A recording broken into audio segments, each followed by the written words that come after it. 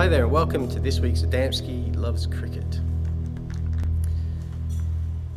This episode of Adamski Loves Cricket features roundups of matches in the Intercontinental Cup match between the Netherlands and the United Arab Emirates, plus results of their clashes in the World Cricket League Championship, also held in the Netherlands, plus news and results of when worlds collide as Test World crashes with Associate World.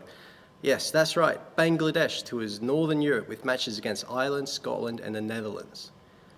All that and all the referrals to the various points tables, and we'll call this an episode worth watching. Hi there, my name's Adamski and welcome to Adamski Loves Cricket. This week, updates from all of the results from games played just outside the Test boundary. Let's just say that I'm Adamski and press on with a pretty packed update. Let's start with the 4-day Intercontinental Cup clash between the Netherlands and the visiting United Arab Emirates. You would have to say that the Dutch start this match as favourites, not just for having home advantage, but for coming off a rich run of success in the CB40 domestic series in England, in which they compete. They have developed a strong unit of talented cricketers that are all up in good form and look fiercely determined to move up the rankings in all forms of cricket. They will also be desperate to move away from the congested middle of the pack and start working towards chasing down second and third, potentially first, but more likely to be second and third, as Ireland have an impressive lead in this I-Cup competition. A quick glance at how the points are distributed before the start of this match shows that Ireland way out in front with 67 points, Scotland and Afghanistan trail 20-odd points behind in second and third place respectively, with only 2 points between the two of them. But our attention is drawn to the battle for fourth place and the fact that there is only 1 point between fourth place UAE and seventh place Kenya, and the Netherlands and the UAE tied on 23 points each. The battle is to move clear of the pack, claim fourth place as their own, and put as much distance between the rest of the pack as possible. Claiming the full 20 points available for an outright win will put either of these teams within challenging distance of second and third. Alas, both of these nations aren't just battling each other, but also the atrocious Northern European summer. It's been an awful summer this year. Weather in Europe has not been to cricket fans' approval in any way. There's been so many washouts with games shortened, matches abandoned, and grounds flooded. It pretty much means that this 4-day encounter is almost guaranteed to be affected too. And it is. Right from day one, there is only 37 full overs to be bowled. UAE won the toss and chose to bowl, the first wicket coming in the 10th over of the day as De Bruyne is caught for 8. This brings the Dutch captain, Michael Swart, to the crease, and he combines in a 64-run partnership with opener Wesley Barassi, whose half-century includes 9 boundaries and is the highlight of day one. Barassi is out soon after reaching his milestone, caught off the off-spin bowling of Takir for 52. Takir also managed to claim the wickets of Swart, LBW for 33 later in the day to lead the Netherlands at 118 for 3, and the UAE claimed some momentum before rain set in to shorten the day. Day 2 was a complete washout, with no let-up in the weather conditions, and disappointingly, the prospects of either team pushing for an outright victory already seemed slim. Play resumes on day 3, and the Dutch fourth wicket partnership between Swazinski. This is a tough name for me to pronounce. I've always had a bit of a postmodern relationship with names. I've always thought they're a little bit overrated, so I haven't really put much effort into working out pronunciations, but with this blog, I'm doing my best. But look at this name. There's so many letters in it. There's like C's and Z's and K's all over the place. This is like the worst Scrabble hand ever. I bet that even if you put this into a computer algorithm that makes up anagrams for names, there would be no matches for this one. I bet that even if you put the guy's first name in, which is Eric, much easier to pronounce by the way, there still wouldn't be any anagrams. Anyway, as far as I can work out, the correct pronunciation is Swazinski, and that's what I'm going to run with. If you happen to be watching this, Eric, please forgive me. Anyway, As I was saying, play resumes on day 3, and the Dutch fourth wicket partnership between Swazinski and Barassi produces 107 runs before Swazinski falls short of his half-century, bowled for 44. Bashir pushes on and produces his century in his debut first-class game, becoming the first Netherlands man to do that. He's out soon after for 102 LBW to the medium-fast bowling of Javed, who was the best of the UAE bowlers. Javed goes on to spark a lower-order batting collapse in the Dutch ranks. They lose 5 wickets for only 19 runs, and Javed ends up with figures of 4 wickets for 49 runs in just under 22 overs. A tail wag from the Dutch number 11 batsman, Barat, also making his debut. With his quick-fire 23, pushes the Dutch total up to 308. The UAE batsmen seem determined to stick around, but not necessarily push for victory or even for first innings points, as they stonewall the Dutch bowling. Nevertheless, the Dutch attack claimed both openers in the 27th over to have the UAE 49 for 2 by the end of day's play. And by the end of the day's play, 41 overs have been sent down by the Netherlands attack, who have managed to restrict the UAE to 74 runs at a run rate of a mere 1.8 per over, compared to the Dutch 3.11 per over in their innings. The pinnacle of the stonewalling comes from Shalman Anwar, whose 20 runs comes from 81 deliveries, but still manages to contain 4 fours. Day 4 is another washout. The frustrating weather has ruined any chance of either team pushing for victory or even for first innings points. The amount of rain interruptions incurred during this match means that the points are shared at 7 points each for the rain-affected draw. The upshot of this means that now both teams are still mid-table, both on 30 points each, neither having managed to launch a serious challenge to Scotland, Afghanistan in 2nd and 3rd place, nor putting enough distance between Kenya or Namibia, who both have a game in hand yet to play when they play each other in the near future.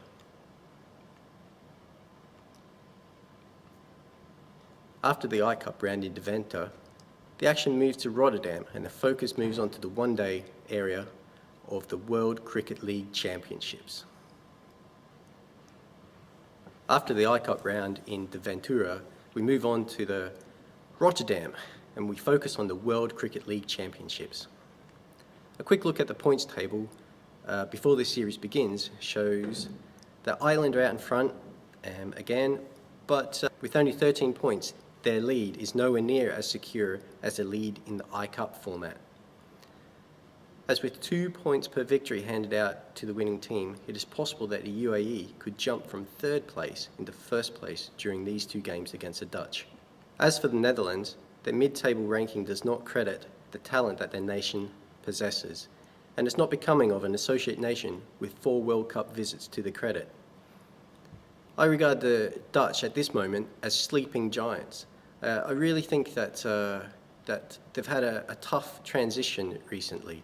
A lot of the senior players have retired, players like Tim de Leeder, Baz Zurden, and with Ryan Tendeskater off plying his trade as a T20 specialist in domestic leagues around the world, he really doesn't seem to have that much time for the national cause anymore.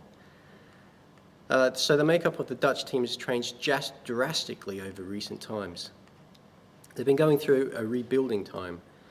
There was a time before the rise of Ireland and Afghanistan where the dominant teams outside the test boundary were Scotland, the Netherlands and Kenya. Kenya's fortunes have taken a massive downward slide in recent times, but they're still waiting for the pendulum to swing back in their favour. There are signs of this happening, but it's taking a long time and is working quite slowly. Scotland and the Netherlands' rebuilding process has also been tough, but more stable, and both seem to be cresting the pendulum upswing. They're coming of age, ready to challenge new pretenders to their rankings. Perhaps we will see a return to the heyday of Scotland losing to the Netherlands off the last ball of an extremely close encounter, an important fixture, crushing the hopes of Scottish cricket fans time and time again. Time and time again. Ah, I remember those days. the good old days. But enough of nostalgia. Looking back at the table, the Dutch should do Scotland some favours here by beating the UAE and thus stalling the UAE's progress up the points tables and keeping them behind Scotland. This would also drag the Dutch's own points tally closer to the middle top of the table, getting them into a better position to challenge for one of the top 2 positions in this league. Remember that only the top 2 finishers in this league gain automatic qualification into the 2015 World Cup in Australia and New Zealand. So winning these matches won't do the Netherlands any harm whatsoever. So off to Rotterdam we go for the first game of this 2-game series. Thankfully, the game's not shortened by weather or the rain, but it is a short game thanks to some effective Dutch bowling from Bukhari, who claims 4 for 32, and Van der Gugten with 4 for 41. This leaves the UAE flailing to be all out in a 32nd over of a 50-over match for a meagre 96 runs. After the Netherlands won the toss and chose to bowl first, things started well for the UAE, with their opening partnerships earning 25, but the breakthrough came from Bukhari in his 2nd over, the 4th of the game. And with Van der Gugten taking 2 wickets in his 1st over, the UAE were never able to recover in any meaningful way.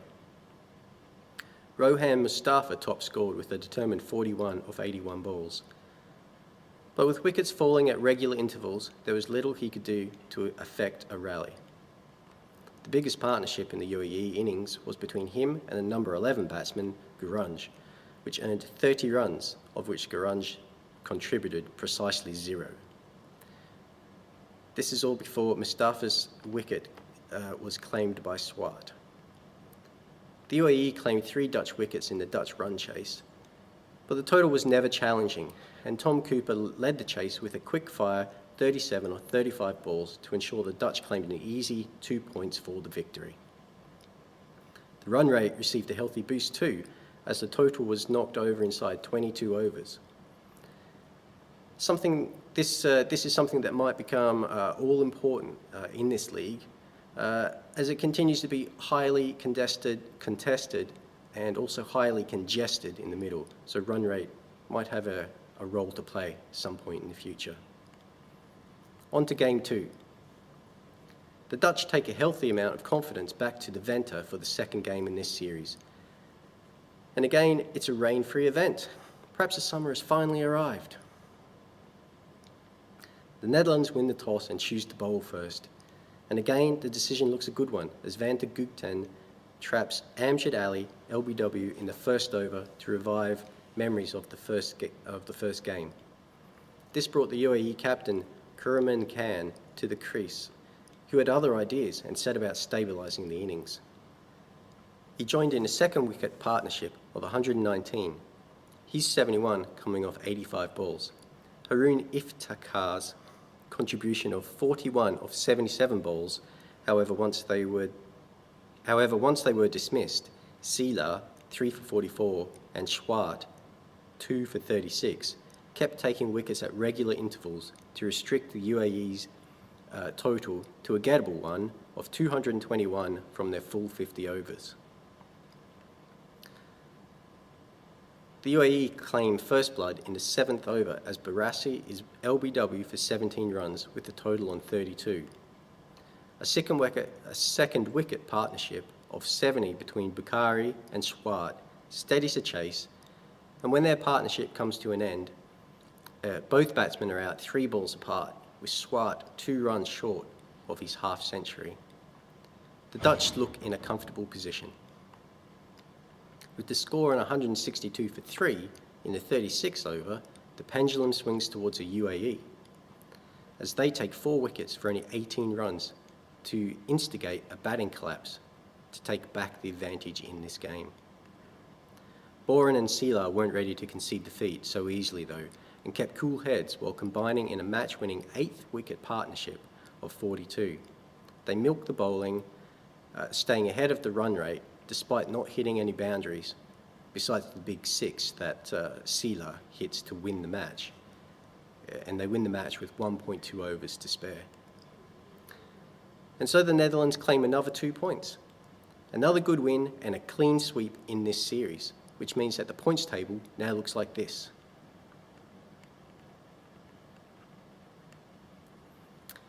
The Netherlands move into third place above the UAE due to a better run rate. See, I told you it was important. And place themselves in a much better position to challenge for one of the top 2 places. They have also done Scotland a few favours by beating the UAE, allowing Scotland to retain their second place position, for the time being at least. But I'm sure this favour will be cashed in at some inopportune moment for Scotland, causing them to miss out on automatic qualification for the 2015 World Cup by the smallest of heartbreaking margins possible. Call me a misanthrope, but I can see it now. Everyone, beware the Dutch stirring giants. The big news for the North European Associate Cricket nations was that Bangladesh had committed to a short 3-match tour of Ireland. And while they were here in preparation for the World T20 that's going to be held in Sri Lanka in September, the tour was also extended to include games against Scotland and the Netherlands. And it's to this series that we turn our attention in When Worlds Collide, Boundaries Are Crossed. Let's start at the beginning of the tour, and Bangladesh arrive in Ireland for a 3-game series. Ireland will be keen to push their international reputation further. By proving that they have what it takes to dine at the big boys' table, they'll do this by attempting to beat Bangladesh and showing the gap between them and the lower-ranked full members is small, and that they, Ireland, deserve a seat at the table, or at least a bigger slice of the international pie. Bangladesh, on the other hand, will be keen to show that they are no minnows and will want to put some distance between themselves and Ireland and the rest of the emerging nations by racking up some convincing victories and silencing their doubters. The teams have met in this format of the game only once before in the 2019 T20 World Cup in England, where Ireland chased down 137 to knock Bangladesh out of the competition. But enough of history, on to the game. Game 1. Ireland won the toss and sent Bangladesh into bat on a good pitch in Stormont, Belfast. The start was delayed by 30 minutes as rain tried to ruin another fixture in an already wet and disappointing summer. Eventually the rain passed on to rain on someone else's parade, and caused no further upset or shortening of any games for this series. Once they were in though, the Bangladeshis showed that they meant business, as a full-strength side showed Ireland how to play international T20. 2 of Bangladesh's most experienced international stars led the way. Tamin Iqbal with the runner ball 31 and Shakib Al Hassan with 57 from just 33 balls, which included 9 boundaries. Even once both these batsmen were out, the carnage didn't stop there. By the 15th over, Bangladesh were 120 for 4, and then Zahir Ramin arrived at the crease. In 17 balls, he had plundered 40 runs, including 5 sixes, and helped the Bangladesh total reach 190 for 5 from their full 20 overs. Irish bowlers struggled to remain calm and save face. Boyd Rankin, Ireland's fastest bowler, and one England have hopes of poaching soon, looked match rusty but improved as the match progressed and ended with match figures of 1 for 30. The experienced Trent Johnston was the most economical with 0 for 23 from his 4 overs with an economy rate of 5.75. Sorensen and Sterling both claimed 2 wickets each, but with 42 runs and 38 respectively coming from their 4 overs, there was really nothing much to shout about. Ireland's reply started well, with the captain, Porterfield, keeping the run rate up at nearly 10 per over. The opening partnership of 32 is ended in the 4th over when he is stumped off the bowling of Abdul Razak, the first of 2 victims for him.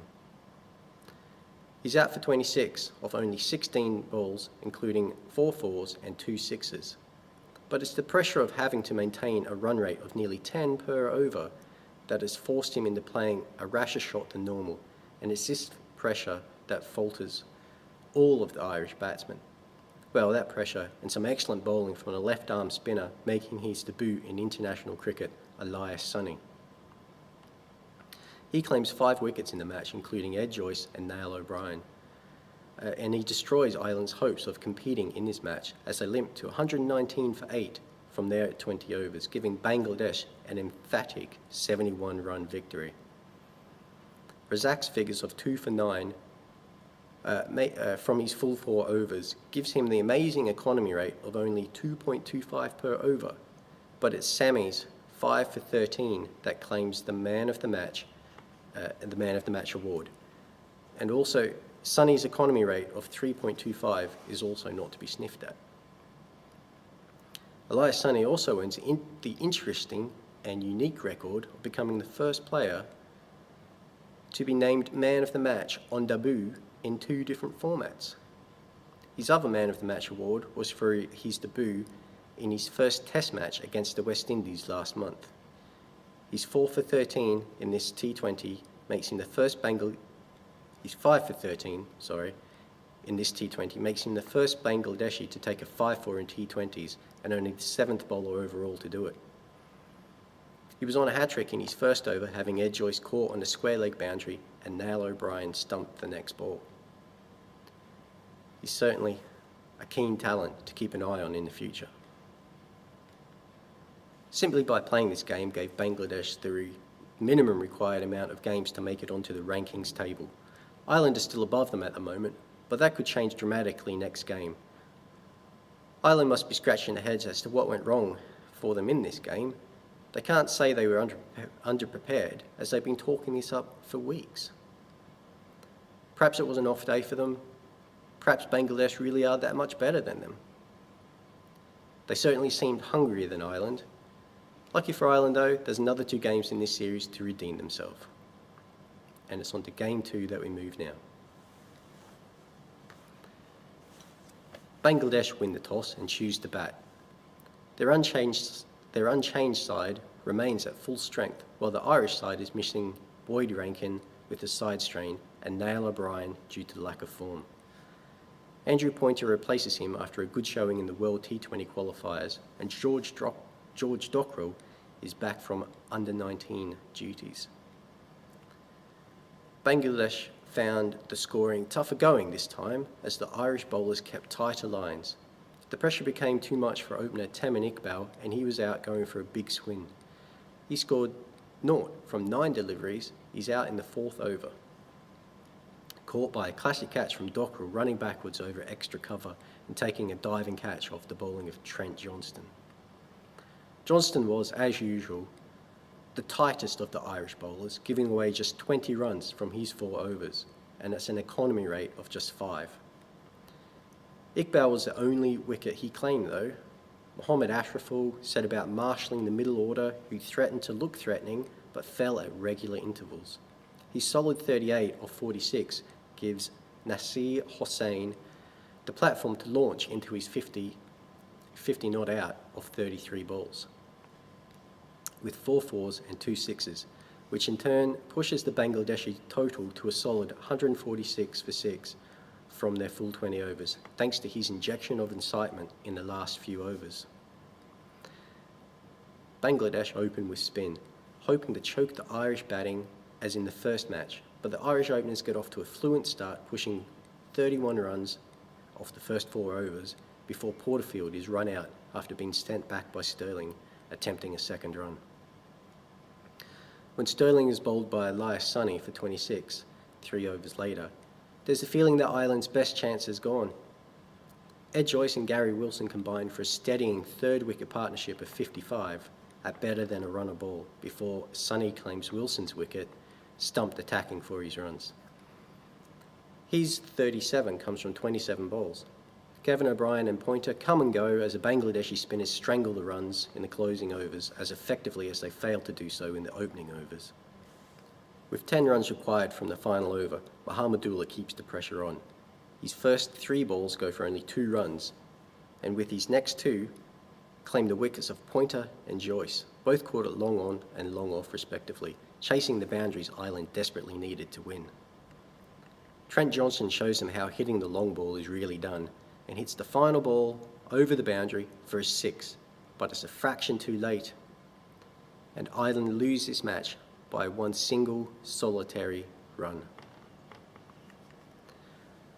While the Ireland camp put on a brave face, their coach Phil Simmons says it was a better performance, and they were on top of the game for 80% of this game, but they lost it in the last couple of overs of each innings. This loss clearly stings Ireland, as they know they should have won it, and added another full member scalp to the cabinet that already includes England, Pakistan and Bangladesh on 2 previous occasions. Bangladesh, meanwhile, can't be happy with the way things turned out, despite the win. As to gain the credibility they crave, they need to avoid close finishes like this against lower-ranked opposition and inflict more heavy defeats, like in Game 1. There are positives for them, as they gave Ireland a lesson in how to apply pressure in the death overs, and Elias Sonny was again the best bowler with figures for 2 for 18 of 4 overs, with an economy rate of just 4.5. But the man of the match is awarded to Nasir Hossain for his swashbuckling 50 that saved Bangladesh's blushes. Game 3. Ireland win the toss and choose to bat first. They go into this match with 2 changes. Tim Murtagh makes his debut in for Alex Cusack, while Niall O'Brien is back in for Ed Joyce. Bit of a harsh change, that one. Joyce top scored in the previous match. Top scoring equals getting dropped in the next game. Sometimes cricket is a harsh game. It's cruel. Oh well.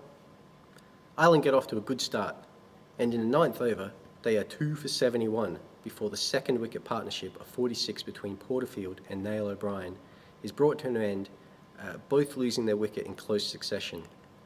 Ireland's batsmen were guilty of getting good starts and then getting out, usually to Mortaza, whose career best figures of 4 for 19 ensures the Ireland total was kept low. This is all before the familiar middle order collapse, including Kevin O'Brien's second duck of the series. Trent Johnson's late inning blitz, hitting 24 of 14 deliveries, propped Ireland's total up to 140. Wickets were the key to Ireland's chance of winning this game, and they needed to take them quickly. Unfortunately, the Bangladeshi openers had other ideas, and in the 10th over, Tamim Iqbal and Mohammad Ashraful had set a record opening stand for the country of 62 runs. This is the first time Bangladesh's opening partnership has passed 50 in T20 internationals. Ashraful's unnecessary attack on Mooney saw him out, caught on the long on boundary, attempting to hit the spinner out of the ground, and brought about a batting collapse that lost 5 wickets for 25 runs. 62 for no loss was soon 89 for 6, and Ireland felt the game was in their hands. That is until Mortaza took a liking to Dockrell's last over, smashing 3 sixes from it, one of which should have been caught by Kevin O'Brien on the boundary edge before he misjudged it and knocked it over the rope for a maximum. Mortaza's 30 came from just 13 balls and included 4 sixes, but there was still work to do and runs to score when he was out, bowled by Kevin O'Brien, making up for that drop catch. With just 7 balls remaining, leaving the tail with 3 runs to win. Once again, the exceptional Trent Johnson steps up to the crease. He steps into the fray and he makes the Bangladeshis earn every run by applying the maximum amount of pressure possible. But despite his best efforts, which see him claim a vital run-stopping wicket off the 3rd ball of the over, by the time the last ball is ready to be bowled, the scores are tied. Elias Sonny, the outstanding bowler from the previous 2 games, is left to try and score the winning runs. All the Irish players are in close fielding positions. Everything is close. The pressure is on. The game hangs in the balance. Johnson bowls. Sonny makes contact. A scampered single. A shite stumps by Kevin O'Brien. It's close. So close, but not close enough. Bangladesh scampered through to victory by the narrowest of margins possible. It's another heartbreaking near miss to the Irish boys, and one that the series' final scoreline of 3-0 doesn't justly reflect. Failing to show up for the first game and being blown away is one thing, but not applying pressure at the right moments is where the remaining 2 games were lost. The Ireland camp are heard to have said that inexperience is what cost them the series, and there may well be a fair bit of truth in that statement. Ireland play far fewer T20s than full members, and this was their first series in T20 since 2008, something they hope to address with further funding from the ICC and a more inclusive attitude from the full member nations. The Bangladeshi coach, Richard Pybus, was reportedly realistic in his victory, saying that the 2 recent games were probably a better reflection of where both teams are. This is despite what the international rankings say after these 2 matches. I won't talk too much about the international rankings table because the volatile nature of the table itself is much like the volatile nature of the T20 game. It's up and down, it's all over the place. It moves in a quicker way than any other table, partly because most teams play such a low number of T20 games that a victory and a loss will adjust your place in the table quite drastically. Bangladesh weren't even on this table before the series started, having not played enough games within the required amount of time frame. And also, the table works on a different algorithm or formula to the I-Cup championships and the World Cricket League. Both of those competitions have a home and away aspect to it, or at least a more kind of accepted hosting type of way where each game is reciprocated in some way and counts for points against all other teams who are also playing the same amount of games against each other. It's not like that in the international T20 table. Bangladesh are under no obligation to host Ireland for a 3-game series. And this all just makes the formula of working out where the points come from and who gets allocated what just beyond armchair capabilities. So I'm not going to spend too much time talking about the volatile nature of this table. However, it is worth mentioning briefly that Bangladesh, thanks to this 3-0 victory over Ireland, have not just made it onto the rankings table, but have moved all the way up into 4th position. This takes them above teams like Australia and Pakistan, and not far behind Sri Lanka and South Africa. Meanwhile, Ireland has slipped down from 9th place to 11th place on the ranking table. Bangladesh leave Ireland and head over to the Netherlands for a one-off game against Scotland and also a one-off game against the Netherlands. Scotland first, and the weather holds up in The Hague and we get another uninterrupted game. Scotland win the toss and choose to bat first. Openers McLeod and Barrington get off to a solid start of 28 for the first wicket before McLeod is out stumped in the 4th over for 19 off 13 balls, trying to keep the attack going.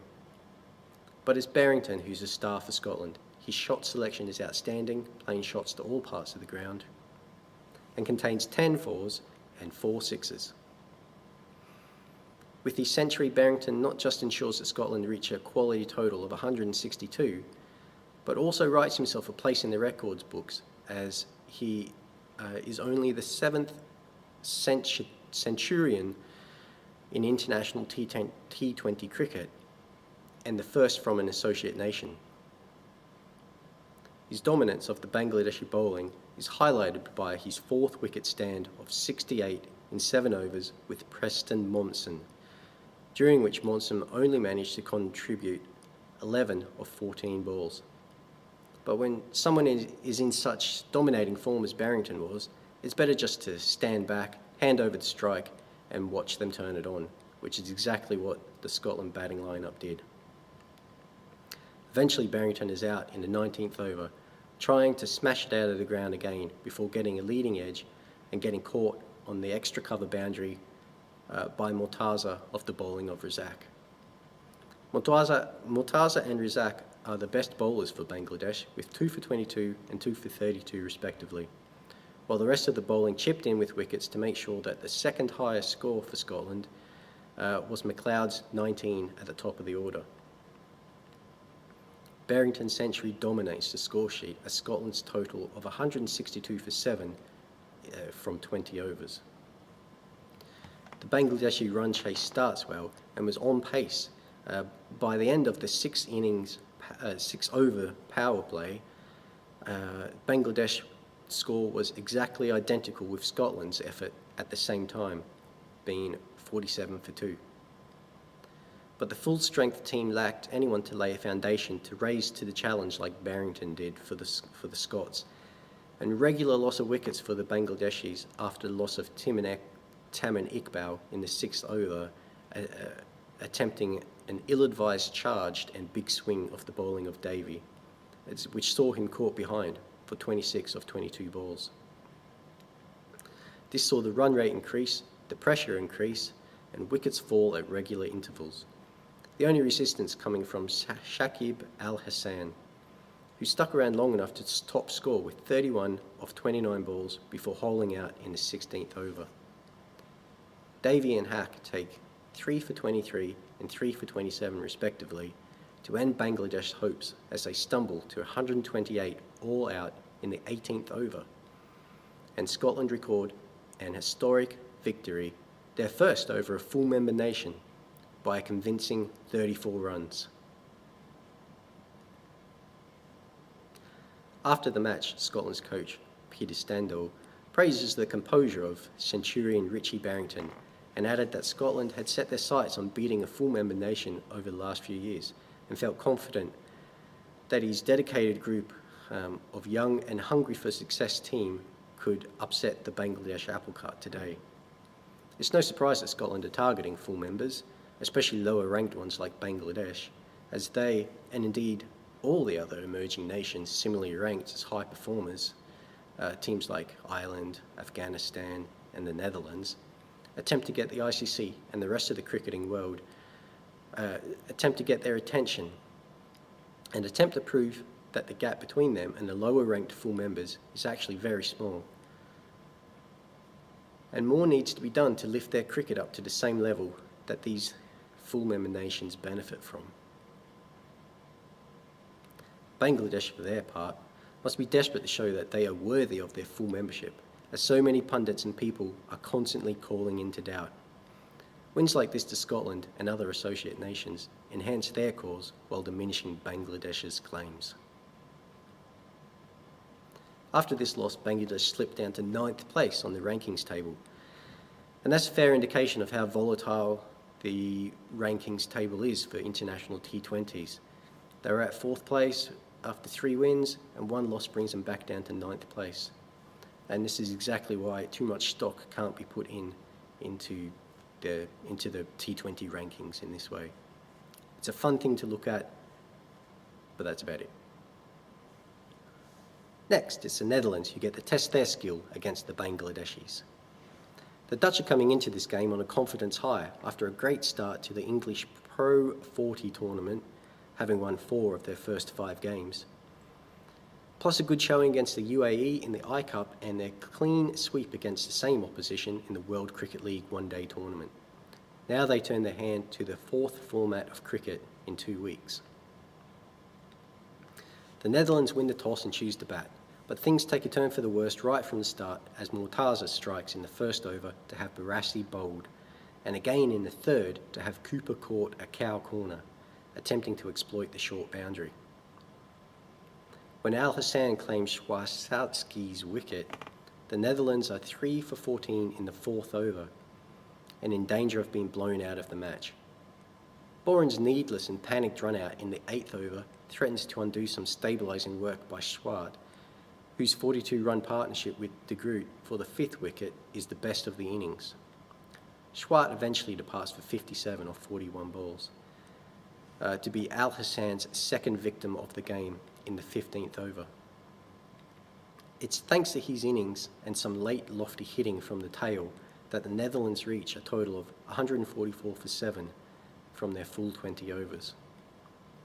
It's a good recovery, especially from their disastrous start, but losing 3 wickets in as many overs is always going to be hard to recover from.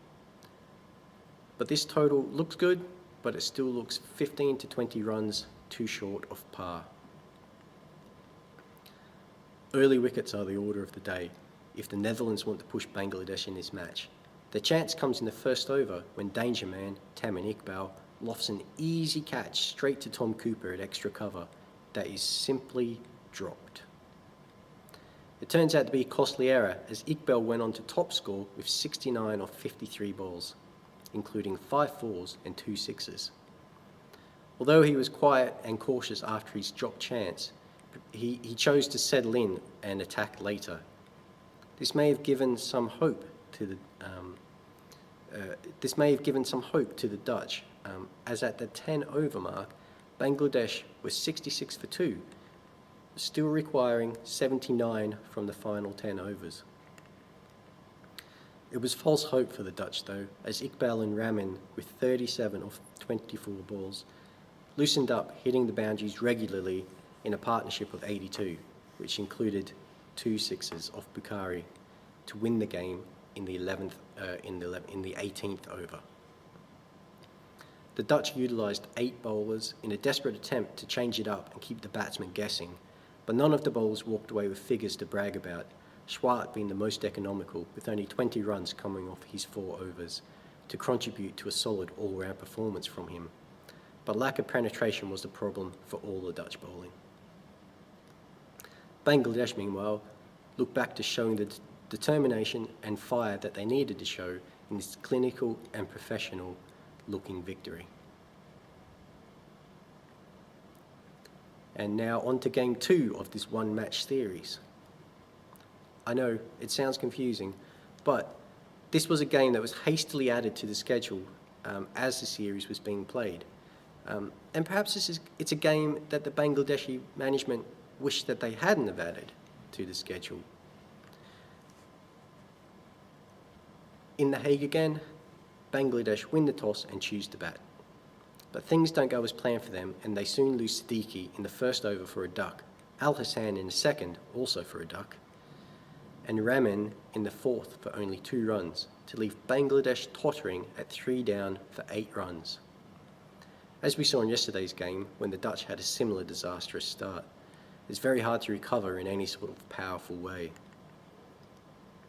Tamim Iqbal and Mahamadullah do their best to steady the attack, and their partnership is the best of the innings, worth 62 for the 4th wicket, before Mahamadullah's 41 off 31 balls comes to an end in the 12th over.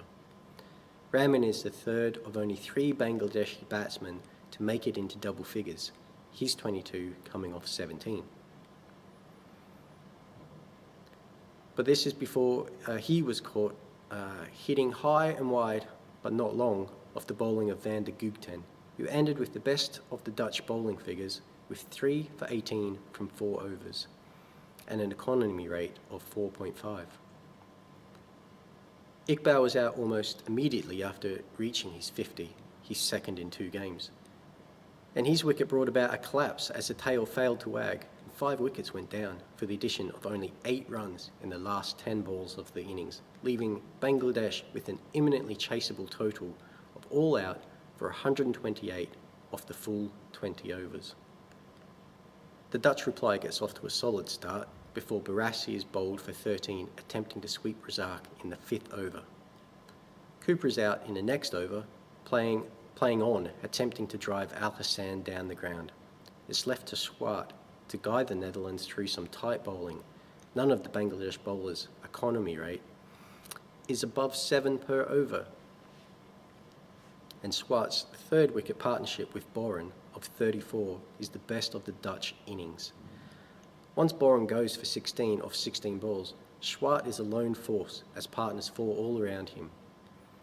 Swart scores his 2nd half-century of the series, his 61 comes from just 49 balls.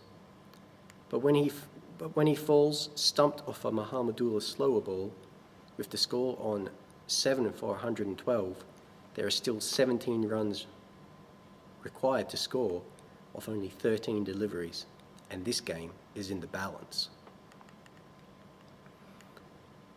A wicket 3 balls later for the addition of only 2 runs doesn't help the Dutch cause, and by the last over, they require 10 from it.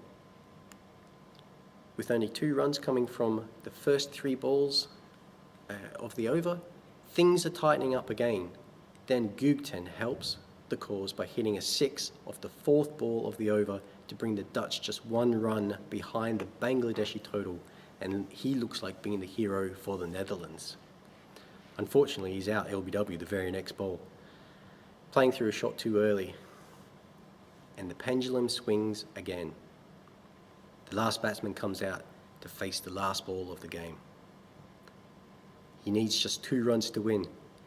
The pressure is on the number 11 batsman, Jamil, as the Bangladesh fielders surround him, applying the pressure, stopping the single. Razak, the most economical of the Bangladeshi bowlers in this match, runs in. The fielders all move in with him. The pressure is high. Only 1 more dot ball needed for a Bangladesh victory. Only 1 more run required for a tie. Only 2 runs for a win. Did I mention that the pressure is high? All results are possible. Razak bowls, and Jamil coolly cuts the ball behind point all the way to the boundary for 4, and the Dutch win the game off the last ball of the match with the last man in. It's another close one. It's another close game on a tour that's been full of them. The Dutch team are ecstatic at their good showing and at holding their nerve in such a tight finish, and now add Bangladesh to their list of full members that they have defeated, a list that already includes England, and a list that they intend to keep adding to, given a chance, that is. Bangladesh end on a downer. And thus ends Bangladesh's tour of North Europe. It's clearly been a mixed tour for them, with the odd good showing, but too many games that were too close, and crucially, too many defeats to teams outside of the full member ranks. The Bangladeshi management try to spin the negative issues at play, and in the days after the tour finishes, it's reported that Bangladesh coach, Richard Pybus, has said that the tour helped Bangladesh learn how to win games. Well, I'm sorry, but no matter how you look at it, a tour that consists of 1 winning series against Ireland, 1 lost series against Scotland, and 1 drawn series against the Netherlands is not a successful tour.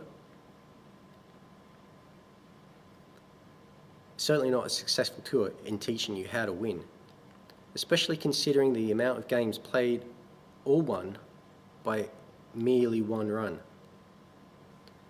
A test-playing full member should be crushing these minor league nations without breaking into a sweat or even looking at the scoreboard to see how close it is. This only happened twice in their 6 games. Of the remaining 4 matches, 3 went right down to the last ball, winning 2 of them and losing 1. And not to mention their thumping loss to Scotland. Yes, they won 4 out of the 6 matches played, 2 of them easily, and this is what the scorebook will show in time to come. But still, this must be a disappointing result for a nation that is trying to put distance between itself and emerging nations, trying to prove their worth to the cricketing elite by being one of the elite that their status as full members suggests that they are. They've done nothing to silence their doubters, while the associate nations have done plenty to fly their flags high for. And the ICC has much to ignore. This brings an end to a packed edition of Adamski Loves Cricket. It's been packed, and I hope that you've enjoyed it. Join me next time when I'll have updates from the Kenya versus Namibia clash in both the Intercontinental Cup and the World Cricket League. Plus, we'll look at how the associate nations fare at the World T20 in Sri Lanka. Until then, thanks for watching. Bye.